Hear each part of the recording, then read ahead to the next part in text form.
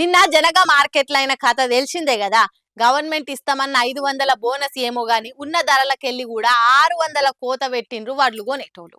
అక్కడ దొంగలకు సర్దిగట్టినట్టు పనిచేసిన ఆఫీసర్లను సస్పెండ్ చేసింది సర్కారు. సర్కారును ప్రతిపక్షం బద్నాం చేయకముందే రైతుల సమస్యలను తీర్చే పని ముంగటేసుకుంటూ సీఎం సార్. నిన్న వడ్ల కొనుగోలుదారులు తేమ పేరు చెప్పి పైసలకు కోత పెట్టిర్రు. రైతాంగం అంతా ఒక్కటే తిరిగా బగ్గుమన్నది. పల్లా రాజేశ్వరరెడ్డి సార్ కూడా పోయి రైతులకు మద్దతుగా నిలిచిండు. ముచ్చట రాజకీయంగా పెద్దదైంది. ఎంబటే సీఎం దాకా చేరింది. సీఎం సార్ ఇక మస్తు సీరియస్ అయ్యిండు. మార్కెట్ కమిటీ ఆఫీసర్ను సస్పెండ్ చేసిండు. వడ్ల మద్దతు ధరల కోతలు పెడితే చర్యలు తీసుకుంటామని వార్నింగ్ ఇచ్చిండు. నిన్న సీఎం సార్ గంత సీరియస్ గా చెప్పినా కొంతమంది వడ్ల కొనుగోలుదారులు బేఖాతరు చేస్తున్నారు. తీరు మార్చుకోకుండా గింతే ధరిస్తాము అని రైతులకు హుకుం చేస్తున్నారు. ఇక పరిస్థితి ఇట్టుంటే బదనామైతామని సీఎం సార్ ఆఫీసర్లను పిలిచి మీటింగ్ పెట్టిండు. రైతులకు సమస్య లేకుండా కొనుగోలు కేంద్రాలు ఏర్పాటు చేయాలి, మద్దతు ధరించి వడ్లు కొనాలి, కొర్రీలు పెట్టే దళారీగాల మీద చర్యలు తీసుకోవాలని ఆఫీసర్లకు ఆర్డర్ చేసిండు. అటు నీళ్ల సమస్య మీద కూడా చర్చ పెట్టిండు. సాగునీళ్ళకే గాని తాగునీళ్ళకే గాని ఎవ్వరు ఏడ ఇబ్బంది పడొద్దు, అటువంటి సమస్య లేకుండా చూసుకోవాలని ఆఫీసర్లకు ఆర్డర్ చేసిండు. సీఎం సార్ మంచినే చెప్తుండు కానీ కిందున్న ఆఫీసర్లే మద్దుతనం చూపించి సర్కారు బదనాం చేసే పనులు చేస్తున్నారు. మరి సార్ కొరడా పట్టుకోకుండా వాళ్ళకే నష్టమవుతుందిగా. ఉమ్మడి వరంగల్ జిల్లాల లీడర్ల నడుమ మాటలు తూటాలు వేల్చున్నాయి. ముఖ్యంగా కడియం శ్రీహరిని ఆయన బిడ్డను బీజేపీ వాళ్ళు బీఆర్ఎస్ వాళ్ళు గట్టిగానే టార్గెట్ చేసిండ్రు. ఎట్లా అంటే సూటిపోటి మాటలు అనుకుంటా గట్టిగానే సురుకులు పెడుతురుగా. కడియం సార్ బిడ్డకు బీఆర్ఎస్ వాళ్ళు సీట్ ఇస్తే కాదని పోయి కాంగ్రెస్ లో చేరిండు. అయితే టీఆర్ఎస్ నేత ప్రకాష్ సార్ ఉండి కేసీఆర్ కు కడియం చేసిన ద్రోహం ఎవ్వరు చేయలేదు. కేసీఆర్ ఆయనకిచ్చినంత గౌరవం ఎవ్వరికి ఇయ్యలేదు. ఆర్థిక సాయం కూడా చేసిండు. ఆయన కూడా ద్రోహం చేసి కాంగ్రెస్ లో చేరిండని అన్నాడు. కడియం సీఆర్ ఏదైతే ప్రజలకు చెప్తున్నాడో రూపాయి తీసుకోలేదు బీఆర్ఎస్ నుంచి అని, ఇది పచ్చి అబద్ధం అని నేను చెప్తున్నా. అబద్ధాలు చెప్పాల్సిన అవసరం నాకు లేదు. అది ఖచ్చితంగా కేసీఆర్ను ద్రోహం చేసిండు, మోసం చేసిండు కడియం సీఆర్ చేసిన దుర్మార్గం చరిత్రలో ఎవరు ఎప్పటికీ మరవరు. మామూలు దుర్మార్గం కాదు అది. కేసీఆర్ నమ్మకాన్ని మోసం చేశాడు. కేసీఆర్ చాలాసార్లు మోసపోయిండు కానీ కడియం సీఆర్ మోసం చేసినట్టు కేసీఆర్ని ఎవరు మోసం చేయలేదు. కడియం సీఆర్కి చేసినంత గొప్ప కేసీఆర్ ఎవరికి చేయలే. ఉప ముఖ్యమంత్రి ఇచ్చిండు, ఎంపీ ఇచ్చిండు, ఆఖరికి పదవి లేకపోతే ఎమ్మెల్సీ ఇచ్చిండు, ఎమ్మెల్సీ ఉండగానే ఎమ్మెల్యే ఇచ్చిండు. మనిషి ఇంటలెక్చువల్, నాన్ కరప్ట్ అని అనుకున్నారు.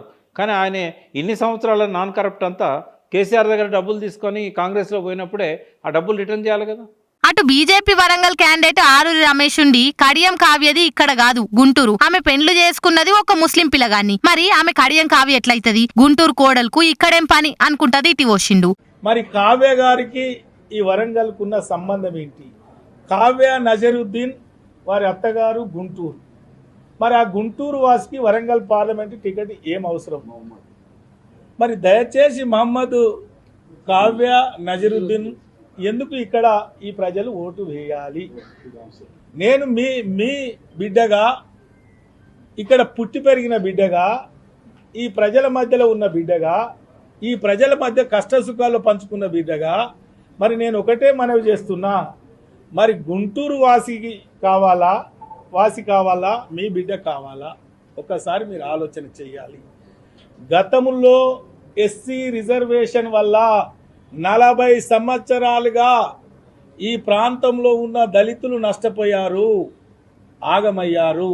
ఇక ఆ మాటలు విన్నాక కడియం శ్రీహరి సారు వాళ్ళ బిడ్డ కావ్య బగ్గుమన్నారు. మమ్మల్ని అంత మాటలంటవా అని ఆరూరి మీద ఫైర్ అయినరు. కడియం కావ్య భర్త గురించి మాట్లాడే అక్కరేమున్నది? దమ్ముంటే గెలిచి చూపెట్టమని సవాల్ చేసిండు. కేసీఆర్ కు నేనేం ద్రోహం చేయలే అని అనుకొచ్చిండు. ఆరూరి రమేష్ కు రాజకీయాలలో ఓనమాలు దిద్దిచ్చిందే నేను, గెలిపించింది నేను. అసోంటిది నా మీద నా బిడ్డ మీద గాని మాటలు మాట్లాడితే ఖబర్దార్ అని వార్నింగ్ ఇచ్చిండు. కార్పాటోలు పైసలు ఇచ్చినట్టు నిరూపిస్తే నా బిడ్డని ఇప్పుడే పోటీలకెళ్ళి తప్పుకోమంటా అని అనుకొచ్చిండు. నేను ఎన్నడూ కూడా ఏ పార్టీలో ఉన్నా ఆ పార్టీ నిర్ణయానికి విధానానికి కట్టుబడి ఉన్నానే తప్ప ఎవరికి వెన్నుపోటు పొడవలేదు. ఆ మాటకు వస్తే నా ద్వారా ఎదిగిన అరుణ్ రమేష్ నాకు వెన్నుపోటు పొడిచాడు. నేను పెంచిన అరుణ్ రమేష్ నాకు వెన్నుపోటు పొడిచాడు. ఎందుకు అంటే బీఆర్ఎస్ టికెట్ ఆయనకి ఇవ్వమని అడిగాము. మేమందరం కూడా యునానిమస్గా బీఆర్ఎస్ టికెట్ ఆయనకే ఇవ్వమన్నాం. కానీ మా మాట వెనుకుంటే వెళ్ళిపోయాడు, టికెట్ తెచ్చుకున్నాడు. నీకు వెన్నుపోటు పొడవలే, నీకు అన్యాయం చేయలే, నీకే టికెట్ ఇవ్వమని చెప్పాము.